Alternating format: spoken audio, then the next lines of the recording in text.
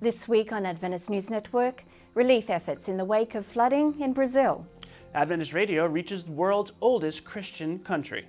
And why Mexico City, Bogota and Caracas are the spotlight of upcoming outreach. These stories and more coming up.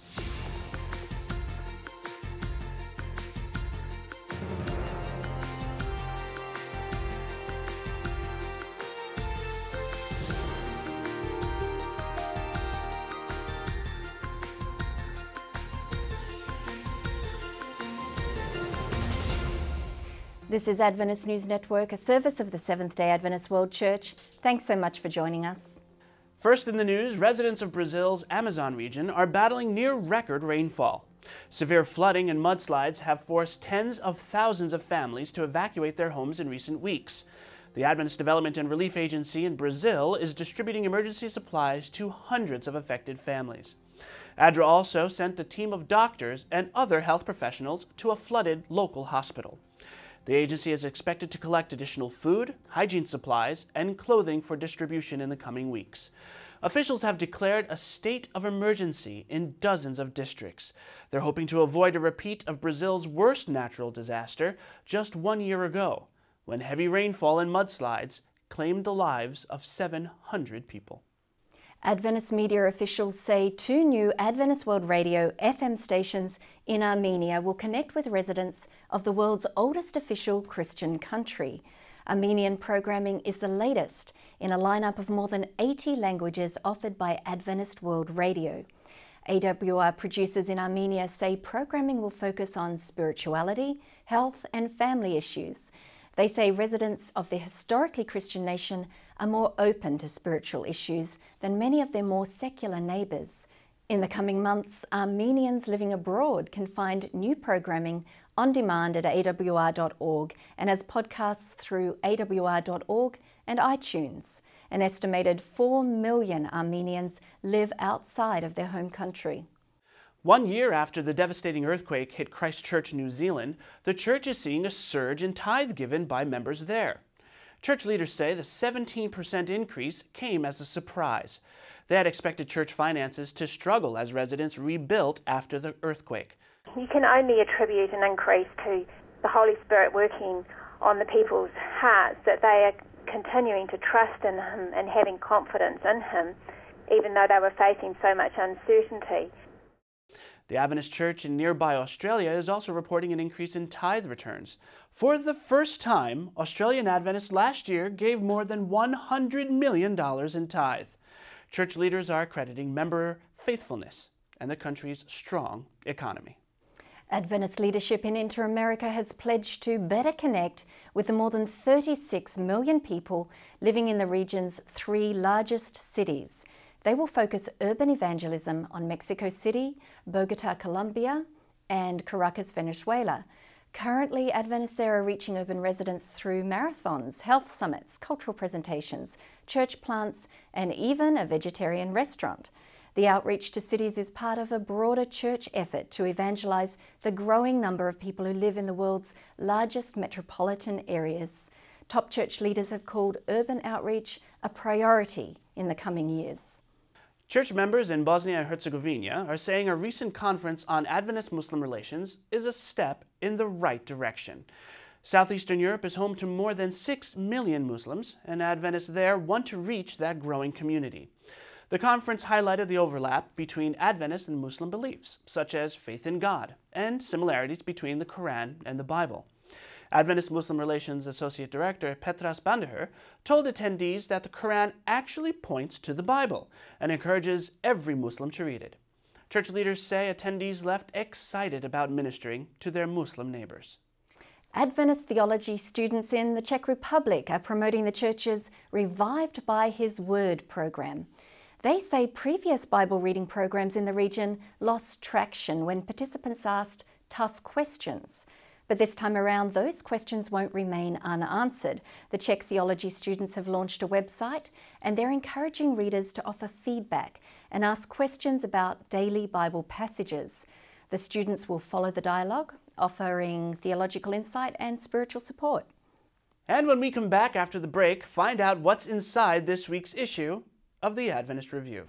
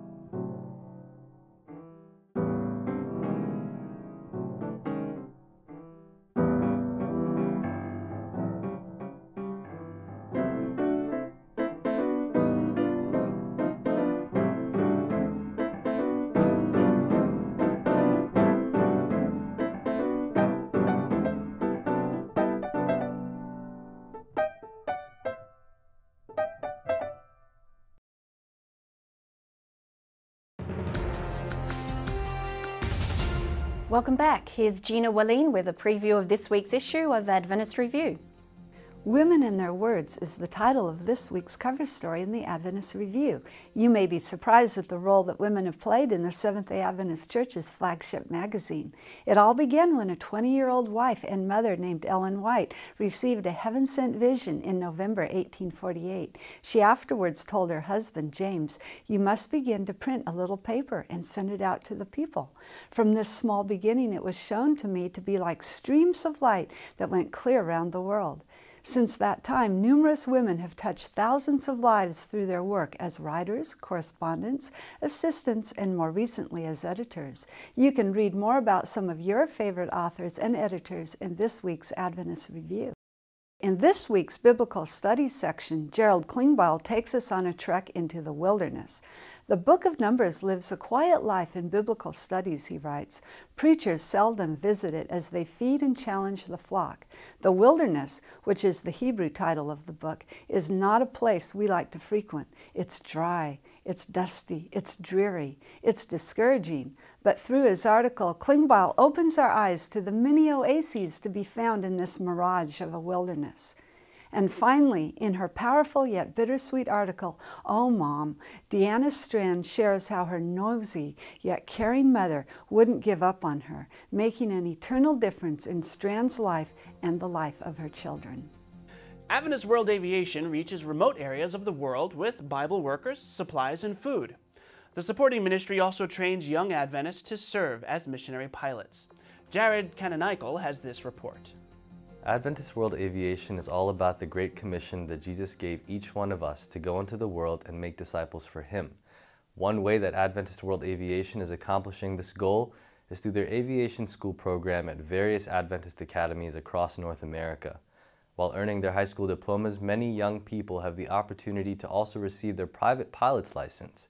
By combining this with a Christian education, many of these young people will have the chance to become a missionary pilot, serving in one of the many unentered areas of the world. The schools currently participating in this aviation program are Thunderbird Adventist Academy in Arizona, Heritage Academy in Tennessee, Blue Mountain Academy in Pennsylvania, and Monterey Bay Academy in California. As the young high school students are learning aviation skills, they are also being taught about the duties and responsibilities of mission pilots and how their service is so vital in bringing others to Jesus.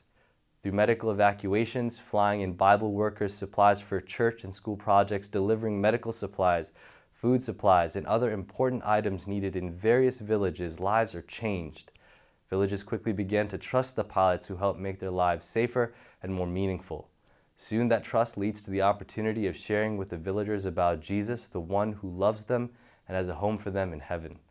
There's a great need for more missionary pilots around the world, and it is the goal of Adventist World Aviation to train and groom new pilots that are willing to fly for Jesus. Your prayers for these young student pilots, their instructors, and the aviation programs, as well as Adventist World Aviation's ministry in this area, are appreciated. Do you follow ANN on Facebook or Twitter? Megan Browner shares your Mother's Day stories on this week's Adventist social media highlights. This weekend is Mother's Day, the day we thank the special women in our lives for all their hard work and sacrifice. We asked our social media friends to tell us how their mothers influenced them for the better. On Twitter, Delta Diva said her mother taught her to remember the Sabbath day to keep it holy. P's mother taught him that calling himself a Christian didn't make it true. He said his most important lesson was, "They shall know you for your love for one another." Sports Genius 777 said his mother taught him to pray every day. Jenna Hyde's mother told her when she did her best, not even the angels could do better. Carrie Barra says, "Thank you for the prayers and words of encouragement." On Facebook, Naya Carario says, "My mom is such a wonderful mother, with all she went through to bring me up to be the person I am today, through thick and thin. May God bless her so much. Happy Mother's Day." Neri says, "I can say that my mom is a mom of encouragement. She was able to send us to college, although there were 4 of us. She never got tired of encouraging us to continue to finish our college degree, though it's been hard, since we are lacking financially. Thank you, Mother." You can still join in our conversation and tell us why your mothers are so important to you on our Facebook and Twitter accounts. Are some styles of music more appropriate for worship than others? Gilbert Kanji shares his perspective on using instruments to praise God. As I travel the world for youth ministry events, there is one issue that I get confronted with just about all the time: music and worship. I don't intend to resolve this in 90 seconds, but just one perspective. My education and my journey in music started very early. As a born-again young Seventh-day Adventist, after giving my heart to Jesus, I had left behind things that I had associated with the world. I used to play in a soul band. I used to play bass guitar. And so there was no way I was going to bring this in my worship of God, because that was part of my previous life. And so I only used the acoustic guitar and the piano regularly at church. But one evening, a bunch of friends invited me to go and attend an evangelistic program that was run by a group, Youth for Christ from South Africa. And when I went there, I was really shocked, because they were teaching Jesus with the backing of the band, with all the instruments that I had left behind. So I went and talked to the leader after the program and said, "What are you doing in my country?" He said, "Well, we're teaching about Jesus." I said, "Teaching about Jesus with those instruments?" And he said, "Well, what do you mean?" I said, "I left these instruments behind because those are instruments of the world." But then he said to me, he said, "You know what? I have never used those instruments except for the worship of God and teaching about Jesus." And he said, "The problem is not the instruments. The problem is the association that you have with these instruments in your mind." That was a confronting question, and it set me on a journey that caused me to review the way I looked at the use of instruments in worship. Just a perspective for you to think about. Still ahead on Adventist News Network, a new perspective on God's creation. But up next, this week's Tech Corner. We'll be right back.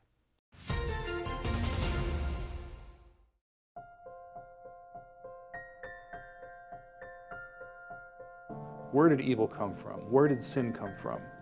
It came from Lucifer in heaven. He was the third most powerful person. He was above all the angels. He was just below Christ. But he was jealous of Christ, and he let that jealousy consume him, and he spread it through all the other angels. But God was even willing to forgive that and to give him grace. But Satan, or Lucifer, still rejected it. Let's take a look at an excerpt. "And the sacrifice to which infinite love impelled the Father and the Son, that sinners might be redeemed, demonstrates to all the universe what nothing less than this plan of atonement could have sufficed to do, that justice and mercy are the foundation of the law and the government of God. Despite all the bad and all the evil things that happen in the world, we still have grace."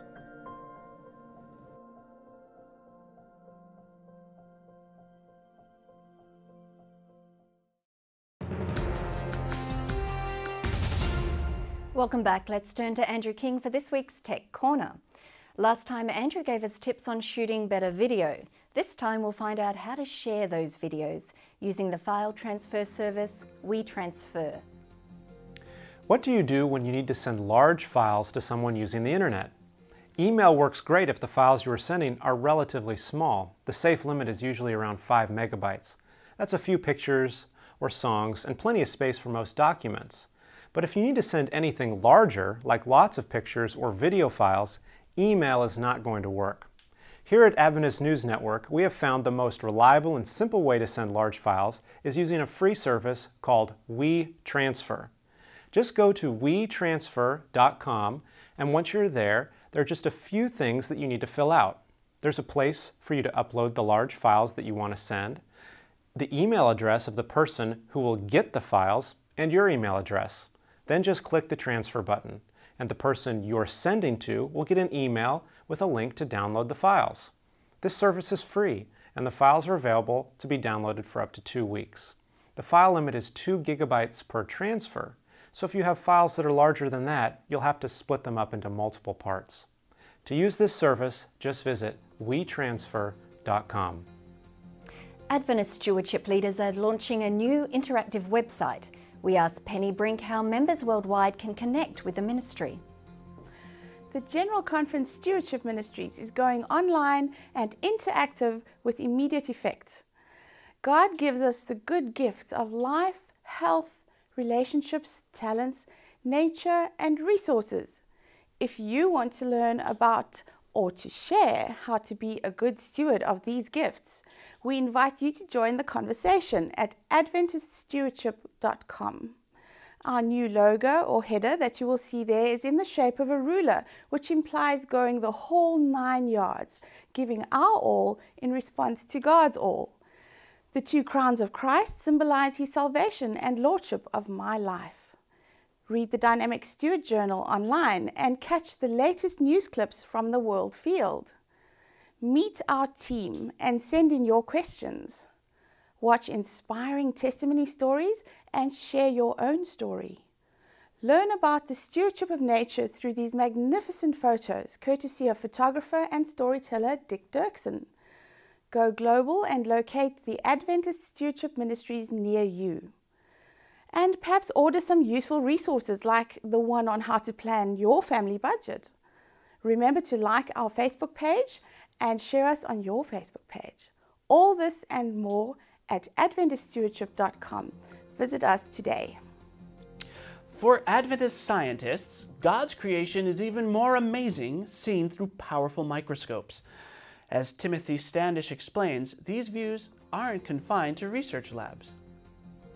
One wonderful thing about working in scientific research is that it gives access to some amazing machines.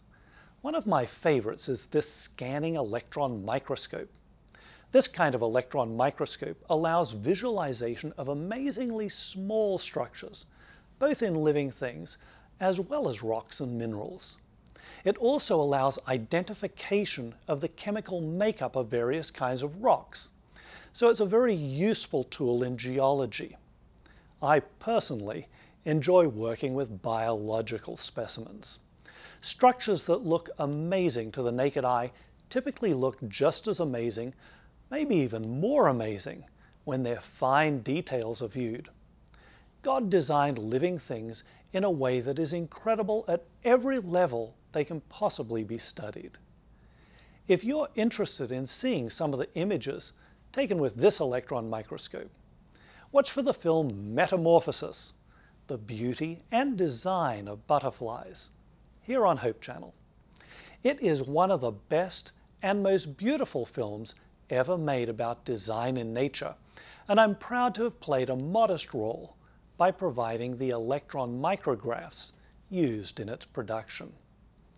If you can't wait to see it on Hope Channel, you can see previews at www.metamorphosisthefilm.com. That's www.metamorphosisthefilm.com.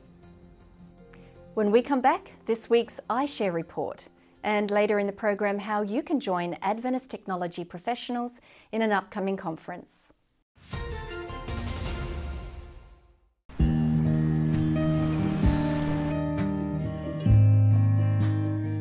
Every hour of every day, someone somewhere is praying for the outpouring of the Holy Spirit.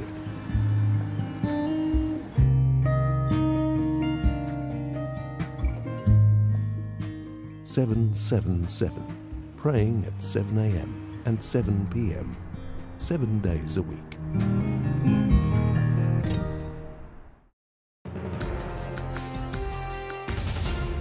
Welcome back. Here's Sergio Gonzalez with the news you reported this week.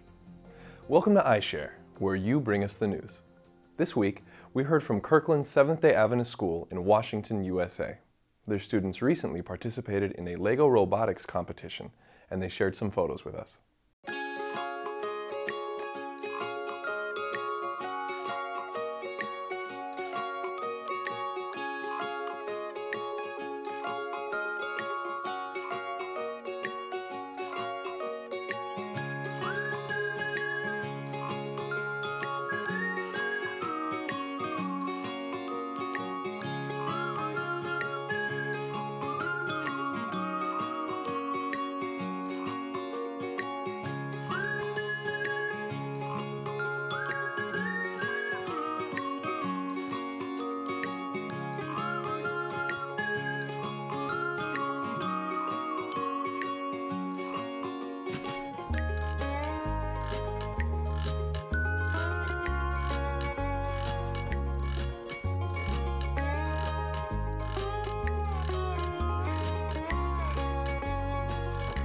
Thank you for watching iShare. Don't forget to send us your own videos and photos at news.adventist.org/iShare. We'd love to hear from you. In just a few short weeks, Adventist technology and media professionals will meet in Hong Kong for the Church's Global Adventist Internet Network Conference. Williams Costa Jr. has the details. We are just some days away from GAIN, Global Adventist Internet Network. This time, the meeting will be May 23 to 27 in the city of Hong Kong. The venue is Royal Park Hotel. I really encourage you to be there. Yesterday I just saw the confirmation that 16 people from mainland China is coming for this. Imagine to meet with these people, to talk with them, to hear the experiences. It will be absolutely thrilling. You can't miss this experience. On the top of that, some special guests will talk about anthropology and its relationship with the internet. How can we deal with the cultural differences and with people around the world? How can we do a better job using the internet and the web to share the good news of salvation? Look to the webpage gain.adventist.org and enroll into the program. It will be a great experience, and we are looking forward with your presence on the next GAIN conference. Now let's turn our attention to David Trim for a look at Adventist history. This week, an Adventist World Church president shapes the early church's mission strategy. Welcome to This Week in Adventist History. On May 8, in 1981, Adventist Historic Properties Incorporated was organized in Battle Creek, Michigan.